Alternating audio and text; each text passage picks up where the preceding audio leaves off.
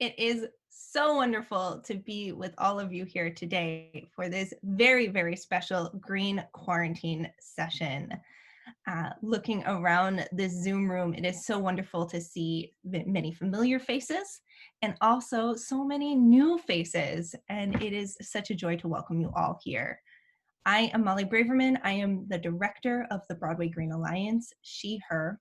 And the Broadway Green Alliance is located in New York in the United States, though we serve all theater throughout the US, off-Broadway, touring theater, community theater, my goodness, college theater, you name it, we are here to support it and help theater be greener. And we are here to educate, motivate, and inspire the entire theater community and its fans, its patrons, to adopt environmentally friendlier practices. But we are so excited for today's conversation because today we are looking beyond our borders for a conversation, a global conversation. And obviously there have been many lessons of this COVID-19 pandemic. One of them being that when we are facing a global health crisis, we can't look inward. This is not a problem we can solve in isolation. And the climate crisis is another global health crisis. And so we can learn from these lessons and begin to work on them now. And we are going to do that today because there are two groups that are especially adept at having conversations across borders and working collaboratively. And that is our youth and our theater people. Theater people are pros at this. We do this in the rehearsal room every day. We collaborate, we use empathy, we are creative problem solvers. We know how to fix an automation problem mid-show without anyone knowing. We can throw in a replacement without anyone knowing. We are excellent at this. And so today we are going to have this fantastic conversation with four exemplary youth climate activists. And I am so thrilled for all of you to hear from them. So I'm going to turn that mic over after I hit admit all on people in our waiting room. I'm going to turn that mic over to Adeena Tahir, to Sarah Goody, to Anthony Justice, and Maitreya Motel to share their stories and what they are doing to make this world a better place. And now I turn the mic first over to our incredible moderator, activist and artist, Lauren Patten. Thank you. Hi, everyone. Thank you so much for joining us. I'm extremely excited to be here. I feel borderline unqualified to talk to these incredible youth activists. I feel like it's a gift for me to just be in the room with them. So this is very exciting for me, and I hope it's equally exciting for you to get inspired by these four folks who are really doing the work in their communities. So I think the first thing that would be useful for us to do is if we can just go around to our panel, and if you'll introduce yourself, share your pronouns, share where you're calling from, and what year of schooling you're in, and what you're doing, maybe your sort of highlights of how you got started in climate activism and what you're working on now. So I'll just say, I'm Lauren Patten. My pronouns are she, her. I'm an actor living in New York City. Most recently was in the musical Jagged, and very grateful to be here. So with that, I think the first person I see, I'm going to turn it over to Adeena, if you will introduce yourself. Hello, everyone. I hope that you can hear me loud and clear. So first of all, I just want to begin by saying a big thank you to all of you for taking the time and energy to join us here. I think that this can be a wonderful way to understand each other. So giving my personal introduction, I am Adeena Tahir, and I go by the pronouns she and her. And today I am coming to you live from Islamabad, Pakistan, which is a country in South Asia. And we are one of the countries that are severely at risk for the impacts from climate change. I mean, just in the past year, we saw that our low-lying areas were getting flooded. We saw that we have severe agricultural problems. We have water scarcity. And really, there are so many problems on top of the fact that we are also struggling economically. So we want economic development, we want human development, and we want to make sure that it's green. And I guess that is why I am currently studying in my 4th year environmental engineering. And it's something that I absolutely love because I get to build something for the future, making sure that it's also green. And I was so lucky that during this summertime where all of us had opportunities online, I got trained for Climate Reality Project by the US former Vice President Al Gore, as well as for the Alliance for Water Stewardship. And these two trainings were both equally important because they enabled me in my work to be more capable. So for example, I worked with Nestle, and what I did was that I showed them how companies can work with local communities and protect shared water resources. And I showed them what is the sustainable way. And because of my training at Climate Reality Project, I am currently running my organization, Ductus Exemplo, which is the Latin for lead by example. So I basically train youth activists in Pakistan, and I tell them how to make environmental advocacy fun, interactive, and most of all, meaningful. So I guess that is my introduction for now. And as a person, I'm a caffeinated extrovert. I love talking to all of you people, and I do whatever I can, volunteering, writing, everything else. So thank you so much. And yeah, that's my introduction. Thank you so much for sharing, Adeena. We're so thrilled that you're here. The next person I see is Maitreya. If you want to share with us, introduce yourself. Yes, hi, my name is Maitreya Motel, she, her pronouns, and I'm from the tiny town of Rosendale in New York. And I have been a part of the climate movement since I was around 10 or so. I have become a trained climate leader. I am a part of my local Ulster County Climate Coalition. I helped bring the Drawdown Project to my school, and we managed to come 8th in the country. For those of you who don't know, the Drawdown Project was this sort of online virtual competition where you could complete actions to help the climate, and whatever action you completed would give you a certain amount of points. And my school managed to come 8th in the world, which I'm kind of astounded by.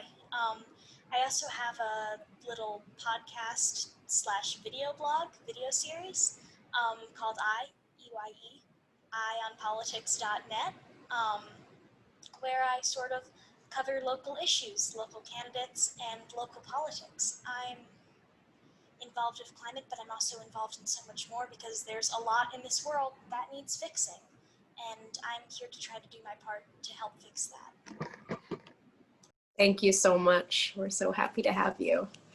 The next person I've got is Anthony. If you want to unmute and introduce yourself.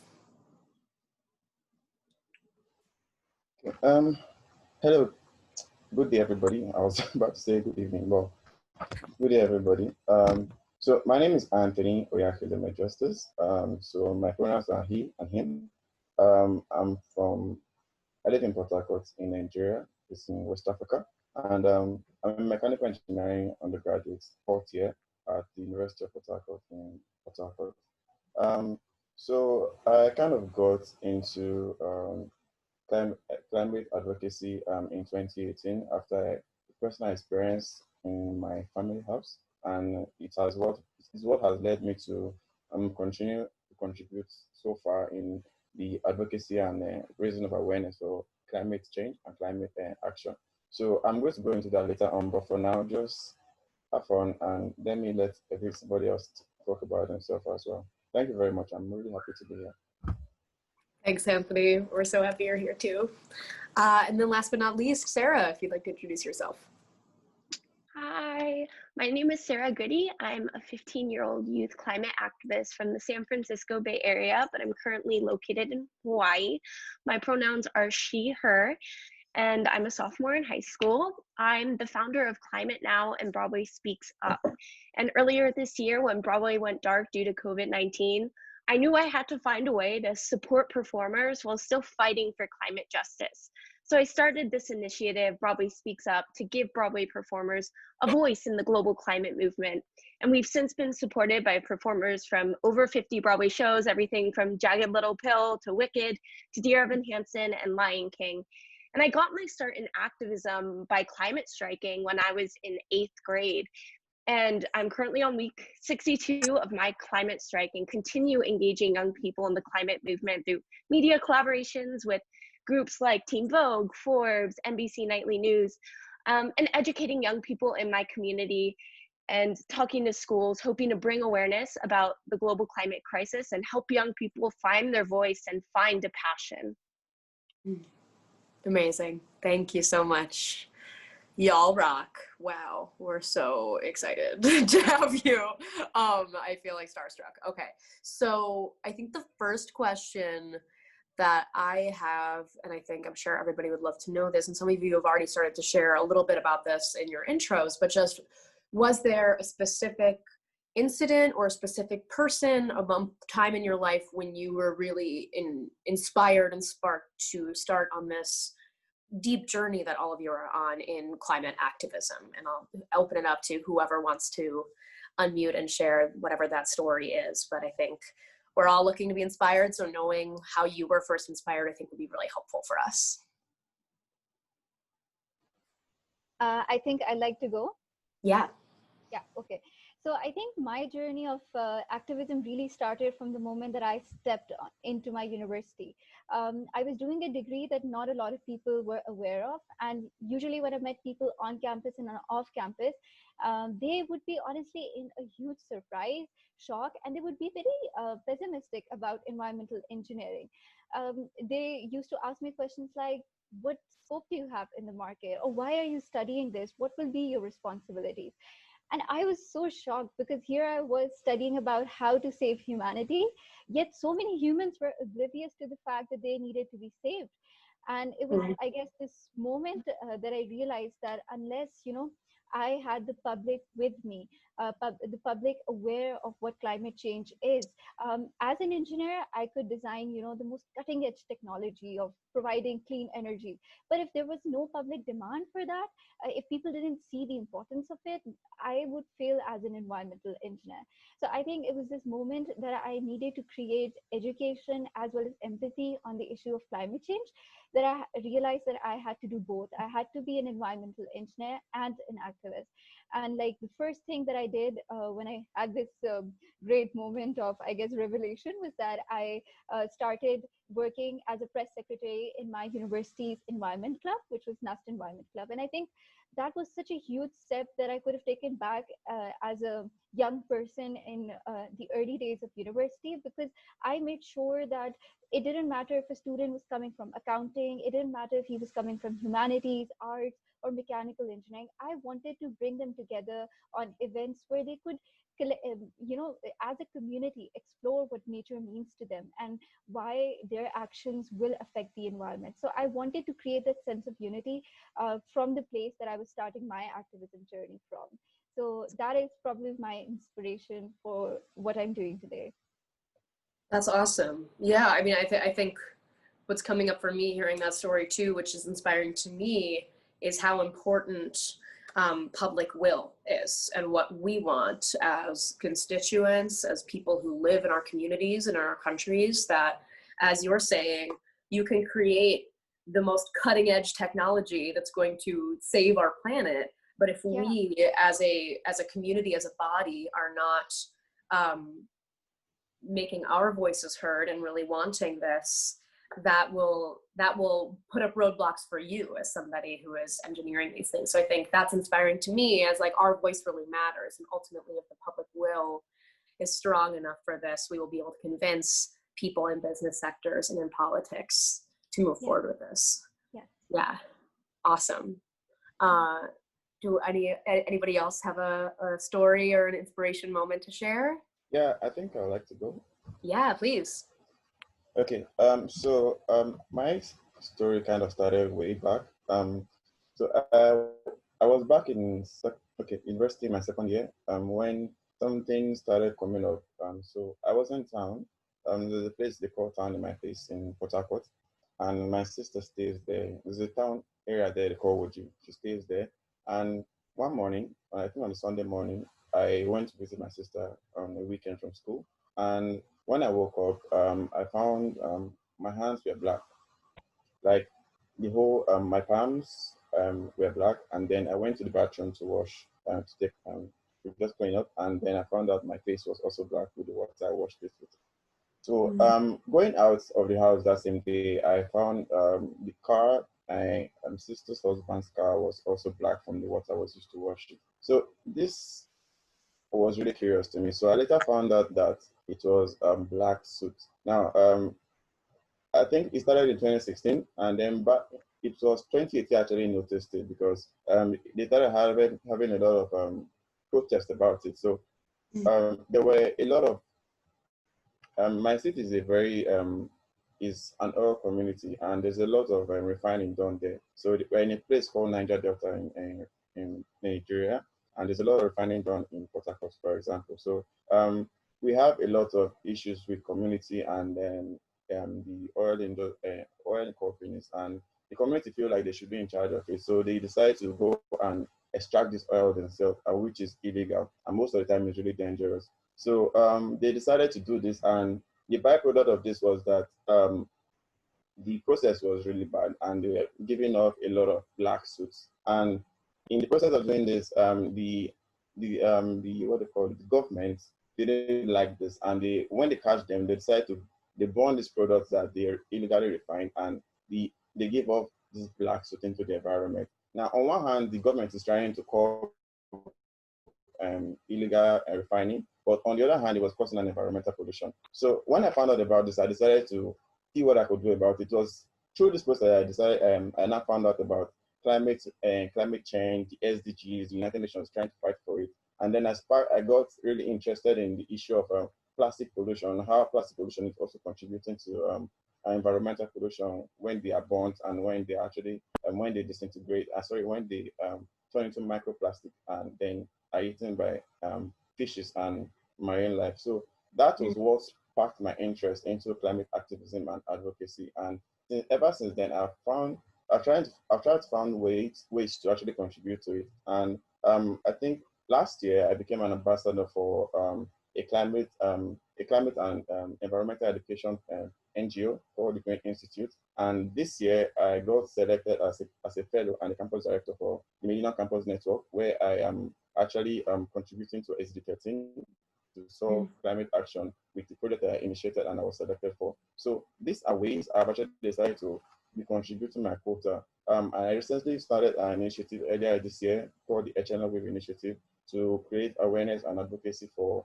climate change and climate action in my community and my city, because I realized that most of the issues we have is not even implementing the solutions. Even people knowing about that is even a problem in the first place, because till now they don't really feel like it's a problem. So anybody who talks about climate change is like, that's the government's problem, the government should solve it.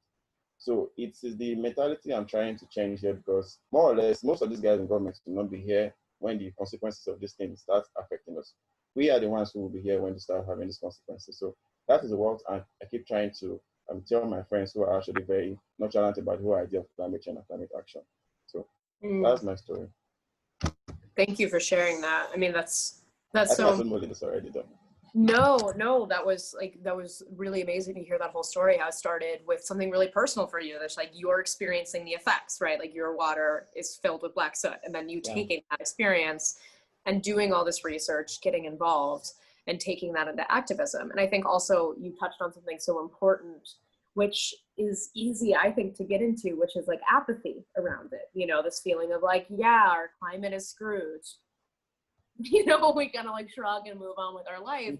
But as you were saying, it's like, this is the earth that you are inheriting, and you are going to be the ones dealing with the effects, you know. So it's easy for people, even my age, but much older too, to just be apathetic about it. But we can't afford to be apathetic about it, because also, as you said, it's like once we're seeing those strong of effects, that means we're already way too far down the road of yeah, if you're seeing those kind of effects, it's like that we need to be putting things in place now. You can't wait until everything is burning and go like, wait, oh, this is a problem, we should fix it. So thank you for sharing that. I think that's so important. Sarah, Maitreya, do you have anything you want to add? Yes, Sarah, go for it. Too. So I can just kind of tell my story. In 6th grade, my science teacher presented a unit on climate change and, you know, what that means for me, my community, and my future. And in that moment, I truly understood the scope of this crisis. I realized that climate change affected everything else I cared about. It was an issue that intersected with everything from racial equality to animal rights to women's rights, everything that I had ever cared about. would be affected by this climate crisis. And it was around that time that the fires in Northern California began. So living about 10 minutes north of San Francisco, I remember school being canceled for 5 days because the air quality was so poor we couldn't go outside. Because of my asthma, I've had to go to urgent care for weeks and stay there on nebulizer treatments because I literally can't breathe. And that's all because this climate crisis is fueling, the wildfires in California. And once I started doing more activism and getting involved, I began to realize how important activism was, not only to our climate, but to young people's mental health. When I was younger, I struggled with depression and anxiety. In 5th grade, I was actually diagnosed with clinical depression. I was sent to tons of different therapists because I was having suicidal ideation. I was being violent with my parents. I wasn't really someone that, my family felt comfortable being around. And climate activism gave me an outlet. It helped me see that I have a purpose, that I could do something radical with my life. And, I like to say that activism kind of saved my life. If it weren't for this outlet, I don't know if I would still be here today. And that's why I think it's so important, not only to spread awareness about climate change and the effects and how it's going to impact my generation, but to help young people see that activism can be, a resource in helping ourselves, not only helping our planet. Mm. Thank you. Thank you for sharing so personally too. I relate, and I think that if there's anything that feeds into my depression and anxiety, it's feeling hopeless, right? Like if I feel completely out of control of a situation, and that makes so much sense with the situation as dire as like, will the planet be here when I'm 45? That can really feed into that. So I think that's a really excellent point that you have personal experience with, of like, this helps me feel like I can make a difference, like I can put something in my control so I don't feel so helpless growing up in the current situation that we're in. Thank you. Maitreya, go for it. I don't have a specific moment. I don't have a specific story that I can point to and frame into one narrative that would explain why this is such an important issue to me. But I can sort of guess around when it happened. I can guess I was around 6, maybe-ish, when I learned that climate change and the climate crisis was the thing. Can't remember when, can't remember how, but I remember that I learned it. And I just I do remember thinking, how can they let this happen? How can the people in charge let us possibly die? How can people with so much power and all this knowledge just ignore the plain facts at hand? It's not fair. And a lot of the time you'll hear when you say, it's not fair, people say, it's not fair, deal with it. Well, I decided back then and still now, it's not fair, we have to fix it. And so that's when my interest in politics really began, because the world isn't fair and we need to fix it. I really got into the movement around the time of the election, the 2016 election, because it was abhorrent that he could win, that he could win everything, despite even not winning the popular vote, that he could win, and based on cheating. And so that's when my activism started, and that is why I'm involved in this movement. To try to fix things, maybe out of a sense of justice, I guess. Because I am going to have to live in this world. The politicians making the decisions that will impact the world I live in, they're probably not going to survive to it. But I'm trying to ensure that I can get a future and that my future generations can have a future. Thank you. Yeah, I think that kind of conversation that you shared of like, hey, this isn't fair, and then the response being, it's not fair, deal with it. I think that particularly since the election and this summer, it's been very clear that systems of power, systems of supremacy, darker systems of fascism. That is how it operates, is by saying, that's how it is, and trying to make us feel hopeless around it, and trying to say, well, that's just how it is and you have to deal with it. So thank you for fighting against that. I think we need to, it's been helpful for me in many different ways, in the climate justice world, in the racial justice world, in the queer rights world, all of those things. It's like we have to fight against those people in power who want to make us feel like the status quo is unchangeable, because that ultimately only serves them, and they're just trying to protect their power. So thank you for sharing that. Yes, Susan just wrote, forget it is what it is. Let's 100%. I love that. Okay, awesome. The next thing that I want to sort of pitch to the group to talk about is what, and maybe we can make this a bit of a two-part question, because I'm curious, I think we all feel in whatever realms and modes of this work that we are all doing on this call, we feel like we hit roadblocks, we hit obstacles, it feels disheartening. We don't, we can get that feeling of apathy, or of like, I don't know how to make this change. It can be really disheartening when the people in power just seem to not listen for so long. So I guess this two-part question is like, if there's any examples of specific roadblocks or obstacles that you've hit that have threatened to sort of derail your commitment to this movement, and then after that, if you can share what empowers you and motivates you to stay with it. I think we'd all love to hear that. I can point to like a specific moment. So earlier in 2019, about 2 weeks after September 20th, which was, a day of immense action around the world, I was leading a strike outside of PG&E in San Ramon, and we were calling on their leaders to divest from fossil fuels and, to invest in our future, invest in green energy and renewable energy.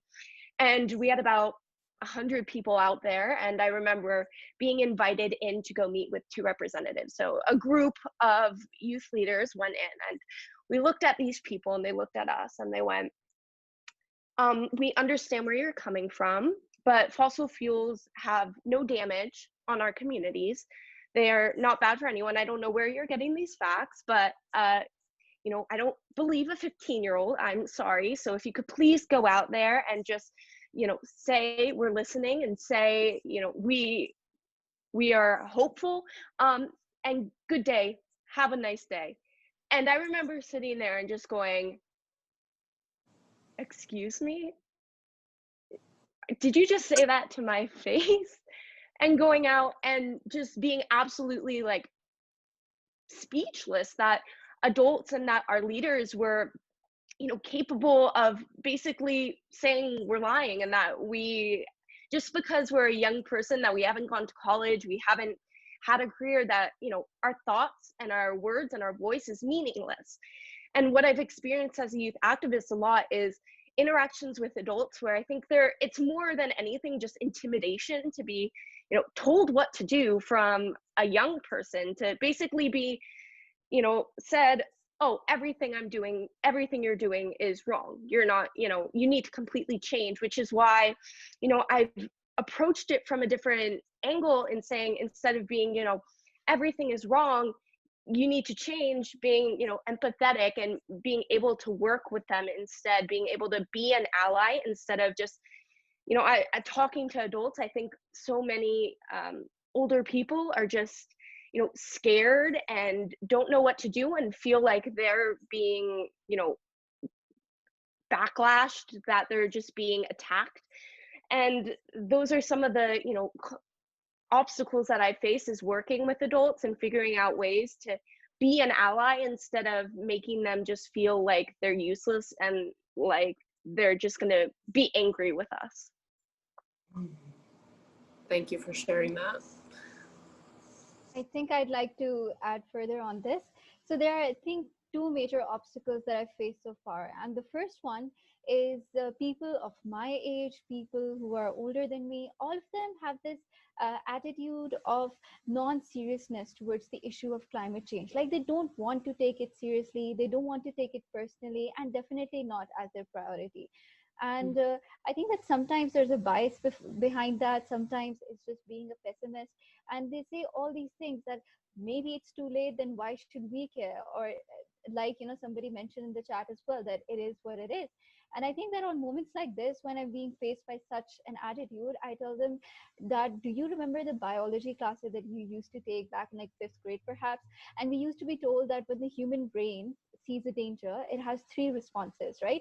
So the first one is that you just get overwhelmed, you don't know what to do, so you just freeze. And that isn't heroic, and that isn't evil either, I would say. The second is that flight, you run away from the problem instead of confronting the monster. And the third, and perhaps the most bravest option of all, is the one where you decide to fight the monster. And I asked them that even if it's too late, you know, okay, fine, it's too late, we're literally on a sinking ship, but what do you want to be remembered as? Do you want to be remembered as just a victim, or do you want to be remembered as a survivor or a fighter? So this is what I tell them, that you have to write your own story. And you know, I get inspired watching leaders like Greta Thunberg, because the younger generation literally inherited the messiest world possible, yet they are the most hell-bent on changing that. They're the most resilient, and they're the most dedicated to making things better.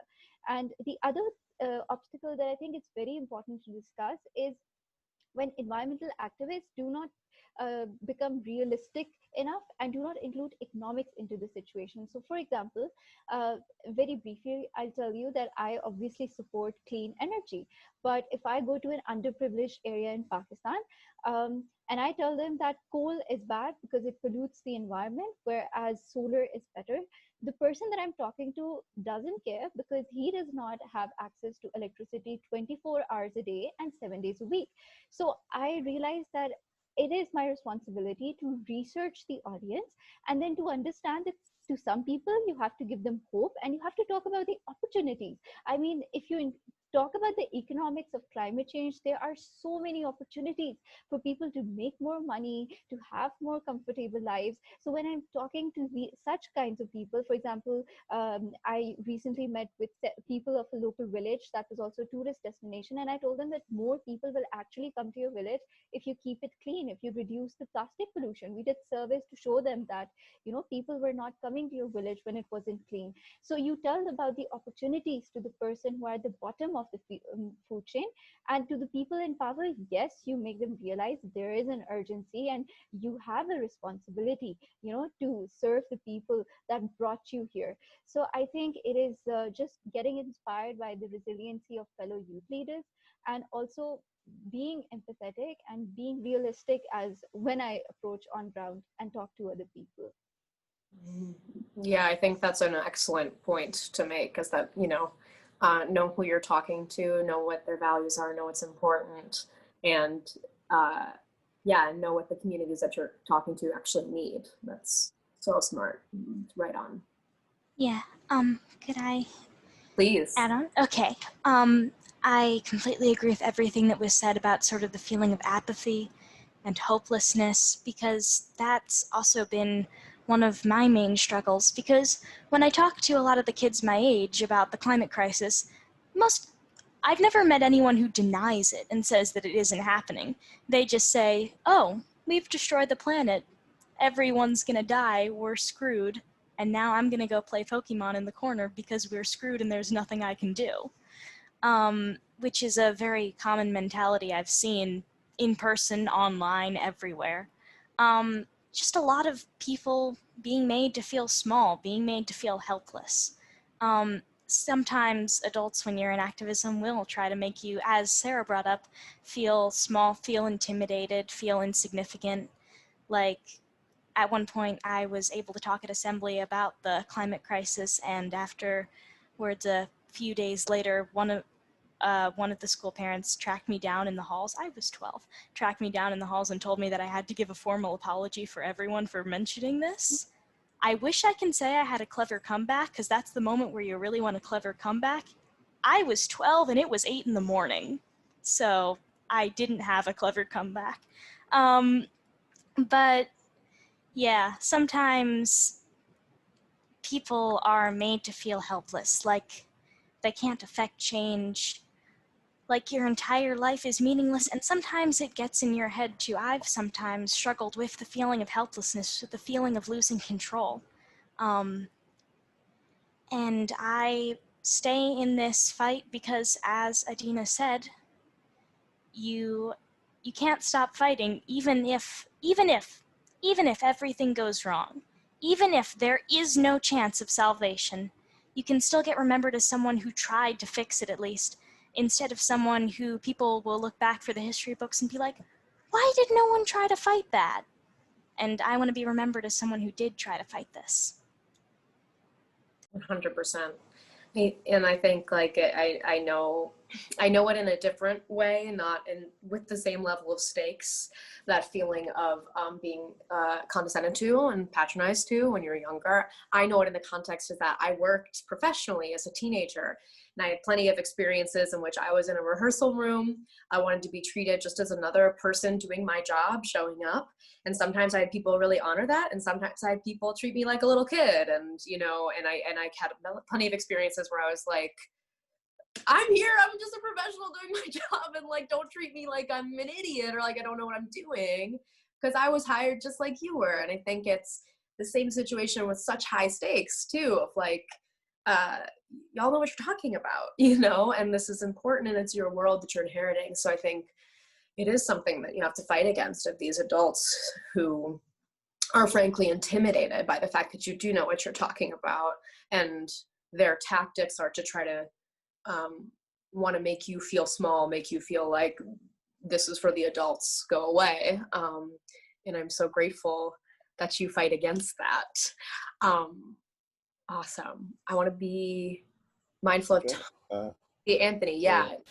Would you want to share something with me? So I was hoping to not take not take much time. So I was just waiting for everybody to just give their opinion about the question. So my biggest obstacle as a climate activist is a little bit of what Adeena said. A lot of the people I talk to, a lot of the youth I talk to, don't really see this as a problem. So it creates this gap in terms of actually getting across to people. Another thing I actually face is that in my country, for example, and I scale it down to my city, it's really more of a compounded problem, because there's the issue of poverty, and a lot of the time, people who are actually not eating in the morning or throughout the day, when you start talking to them about climate change, they seem very superficial, because that is not actually their biggest problem at the time. So it becomes really complex and compounded problem. So it becomes this multi-level structure you need to fix.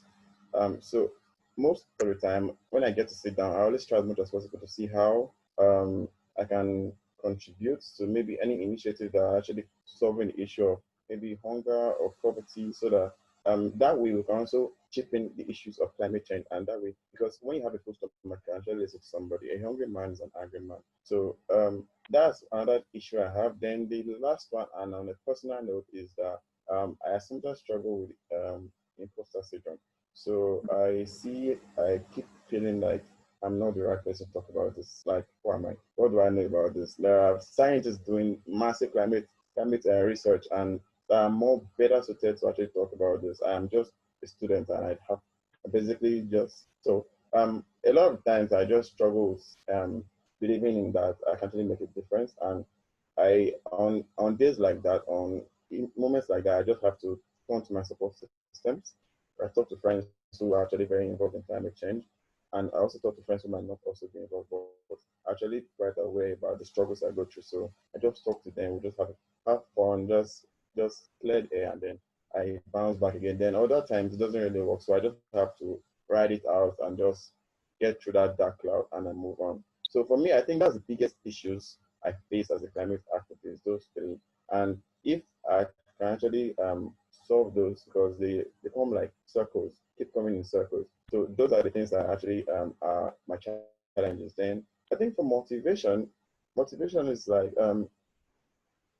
like there was a recent policy that was placed in Kenya where the government decided to ban plastic, carrier plastic, and it placed a fine of $40,000 on it for anybody who manufactures and produces and uses it. So when I see policies like that, I feel like we can actually make a difference, because I'm very sure there were climate advocates and climate activists and policy shapers who actually advocated for that policy to be implemented in that country. So when I see things like that, I know that there's hope.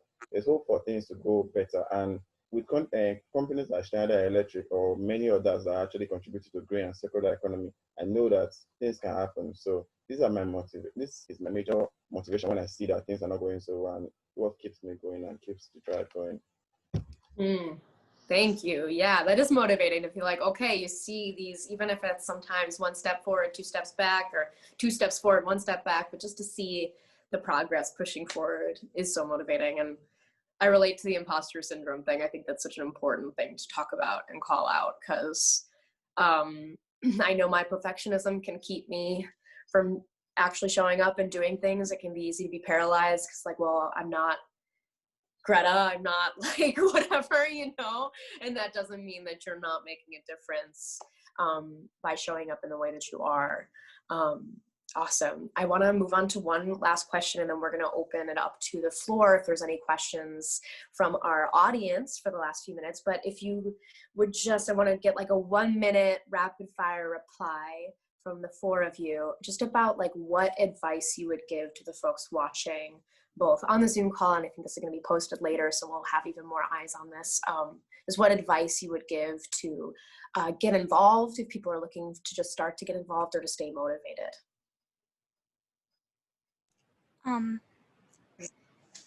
I'd say to sort of just try to keep hope, try to keep showing up. That is one of the most important things, to keep showing up. Some of these things will take months or even years, and that doesn't mean that you're not making a difference. Any individual person can seem like the smallest, most insignificant little thing that you could ever imagine, but, straws, camels' backs, it lines up eventually. And also vote, especially if you're in America, but in general. But vote. We need people in power who can make decisions that will help us, because the sense of helplessness that the people in power aren't doing anything can maybe be helped if we have people in power who will stand up for us, who will stand up for our climate, who will stand up for the world. Yes, just please don't quit. Please stick around. Thank you. Yeah, I think that really makes sense. I think it's a little bit of what I was going to say about that. So for me, the quick tidbit I would give to anybody who's trying to get involved, who's trying to get motivated, is that just show up. And whenever you feel like you don't have any motivation to just show up, just think about your future generations and how the work you're doing is actually affecting not this generation alone, but generations to come. You are living a legacy that will live on, even if you're playing just a small part in a bigger picture, but you are playing the part nonetheless. So whenever you're having this feeling of not doing anything, just remember that the work you're doing is not just for you alone. You're working for the world as well. So you are solving your problem locally, but on a global scale. Okay, just try. Always think that your issues are not just for you alone. Know that you're not the only one going through this. So just have that at the back of your mind. That's all I have to say about that. Thank you. Can I go ahead? Yes, please. Okay, so I think coming as one friend to another, I'd like to share something that Ruth Bader Ginsburg said, especially because we lost the icon recently. And I don't know if you've all seen the movie On the Basis of Sex, but the character of Ruth Bader Ginsburg says that protests are important, but changing the culture means nothing if the law doesn't change. And I think that this is so important because people think that activism begins in the street and it ends in the street. You know, when they go to their daily, everyday job as an engineer, as a teacher, as a lawmaker, as a banker, they don't realize that they can still be an activist and they can still be an ally to the green movement. And they don't have to bring the posters and they don't have to chant the slogans all the time. So for example, if you're a person who doesn't like animals, clearly is not into conservation, but still wants to do something for green movement, and maybe like you like crunching numbers on a calculator and working in a bank, how about support green financing? So, if you're a computer software engineer, you don't have to go to every rally. I know your studies are very tough, but what you can do is where you're designing all the other software products for other things, why not create one software that actually allows us to monitor air pollution better? So I think that activism is a very diverse concept, and stick to your strengths, stick to your passions, and be original and find your voice and then stick to your voice. Because I think that the biggest problem is that people think that you can either be an engineer or environmentalist and you can't be both, and that is why so many people are reluctant and hesitant to be a part of this. But really, do what you are doing. It doesn't matter what age you are, where what profession you are currently doing. Just find your voice and, you know, find one way that you can impact the climate in a positive way. So I think that's my message to all of you. Yes, 100%. I feel like Broadway Green Alliance has helped teach me that. And like my space is Broadway. And I can make a difference in my work. I don't have to be out in the streets or go and abandon my job and like get a full-time job as, you know, an activist. Yes. I can focus on making my space cleaner and more %. Sarah, you want to share any thoughts? Yeah, I mean, I just like to say thank you to Adeena, Maitreya, and Anthony for all those words. So inspiring and so important to, you know, remember and keep in your mind at all times. Personally, I just like to say that no matter who you are, whether you're a young person or an adult, I mean, you have the power to change the world. All of us together, united through this passion for our environment and creating a better future, can literally, you know, move mountains. We can do something so incredible, and it's up to us to, you know, start taking those individual actions to start changing our own lives, and then to start changing others, to work within your community, start having conversations, because this is how we spread awareness. This is how we, you know, make a movement and we grow a movement, is by having these conversations and by speaking with others and empowering them to, you know, take action and to become an active part in a solution.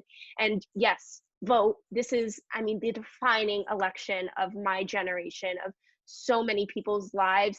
This really will define what the next 4 years look like and beyond that, because scientists predict that by 2030,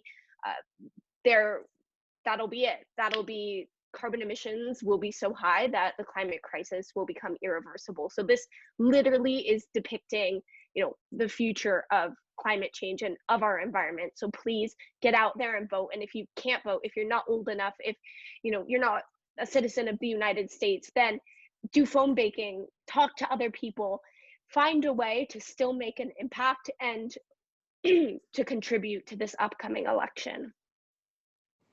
Thank you. Yeah, it really is a defining election in so many ways for so many things, man. Awesome. I want to open it up to the floor. If there's anybody who wants to type questions for our incredible panelists into the chat, now is the time. I can help you call on some folks, Lauren. Great, that'd be awesome. Full view. I see Charlie's hand here. Great. Great, thank you. So I wanted to both say thanks for something very specific and to acknowledge something quite inspiring.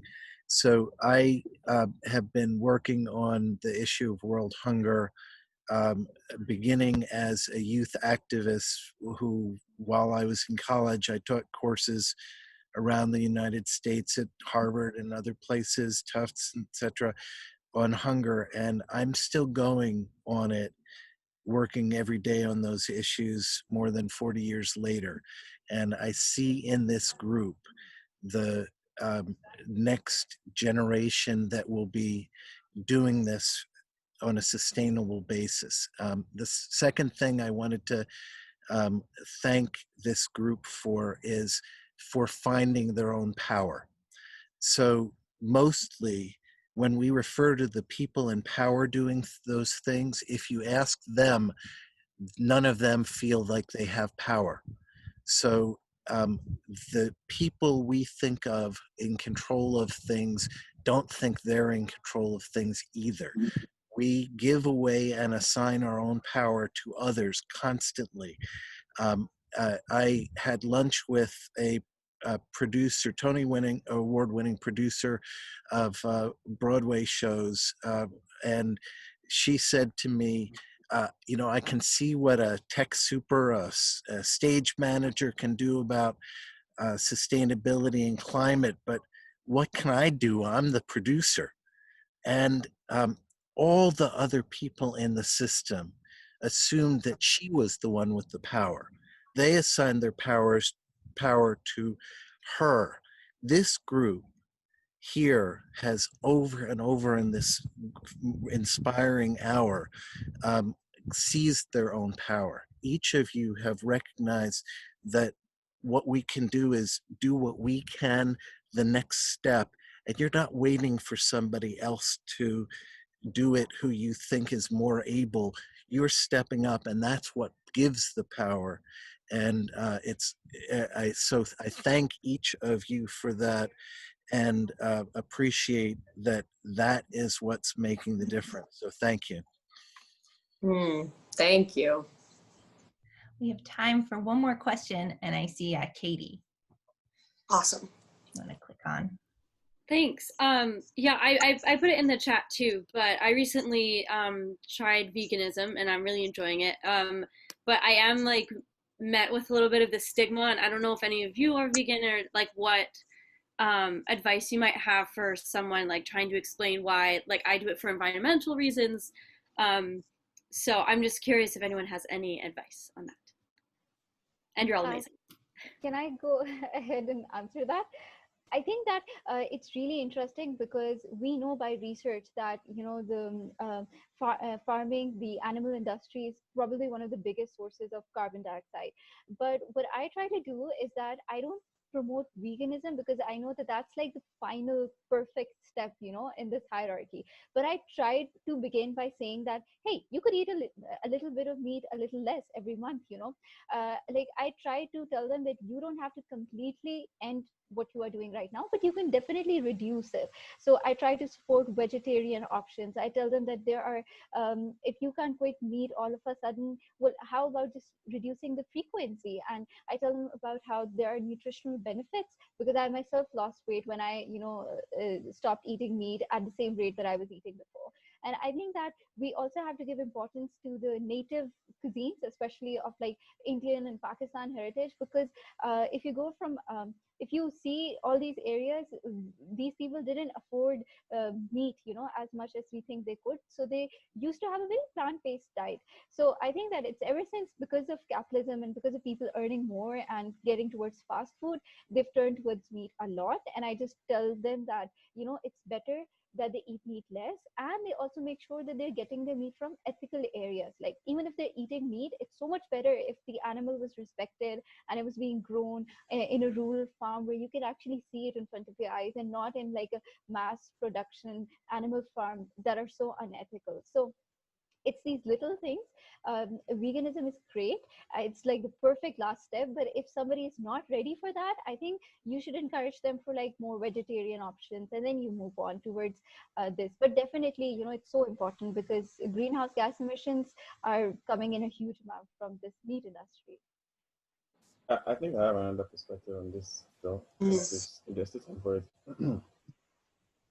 So, Yes. So Katie, you said you wanted to get your friends more engaged in climate activism. So, for me, I think I will give you a tip on how I got my friends. I'll be a little bit involved in it. So, what you're going to do is okay, not what you're going to do. What you might consider doing is just ask them what they're actually interested in. Okay, you need to find out what your friends are actually interested in first of all. Then you now find a way to make sure that maybe do a little research on how they can contribute to climate change in that climate action in that space. Because more or less, it's easier for people to actually contribute to something they like. Because take for example now, imagine your friend is a developer and he's saying that he's a web software developer and he cannot contribute to climate change. That's not true. Currently now, I think today started in October, Dell and DigitalOcean started a hackathon for where developers contribute to open source projects. And at the end of the project, you get where you contribute for maybe 4 pull requests, as they say, you get to either plant a tree or get a t-shirt. So that way your friend is already contributing to climate change software development. So you can see, so just find a way to make sure that they are actually having a space where they love, and find a way to integrate climate action into that. There's always a space, no matter what the person is doing. Even accounting can go into climate action. So just find what they love and choose climate change instead. Sorry for the language. Wonderful. Yeah, just the small steps thing is something that you do need to keep mind of about veganism, but also about the entire climate crisis in general. If you walk up to someone and say, hey, look at all these problems. Now look at some more problems and some more problems. And then just sort of stand there waiting like your response, you're probably not going to get the best response. Being bombarded with everything at the same time can sometimes be frustrating and maybe even sometimes lead to early burnout. So yeah, starting with the small issues like the climate crisis, yes, obviously it's important, it's over all of us. But starting with, say, take the paper straw movement, that was able to take off and become instated quickly because it's a smaller thing that you can keep your mind on and bring into practice in your day-to-day life. Wonderful. Thank you, guys. I am aware of the time. We are at 2:01. This flew by, thanks to all of you. And I just want to say, normally I sometimes like to try to get the BGA principles in here, but you guys touched on all of them, which are small steps add up. It is impossible to be 100% green. You guys have said this multiple times. It's just that's a myth, right? We can only be greener. So I encourage you, because we've talked about so much about how community is important here and we feel alone, to go to the BGA website, to follow us on social so that we can have each other for support, right? For those moments when it does feel isolating and we need just a little pick-me-up. I feel so picked up after this conversation and hearing from the 4 of you, from Lauren. It's incredible to hear and to know that we're all out there and you guys are out there leading this work. So let's stick together and let's keep this conversation going. Thank you all. Thank you, Lauren. Thank you, Adeena. Thank you, Sarah. Thank you, Maitreya. Thank you, Anthony, for your incredible words. Thank you to all of you for joining us for this session. And I look forward again to continuing this conversation. We will be back next Thursday for another session. We'll be talking about climate storytelling, which goes beyond the walls of the theater. It's how we all can tell this story with Chantal Bilodeau. And then 2 weeks from then, we'll be talking all about the food security and how climate affects food, which sounds like it might be of interest to many of you, with Dr. Sonali McDermott. So again, thank you. Hope to see you back here again soon. Thank you for all your time and expertise. Thank you. Bye, everyone. Thank you for joining us. Bye. Bye, Mari. Thank you so much for coming.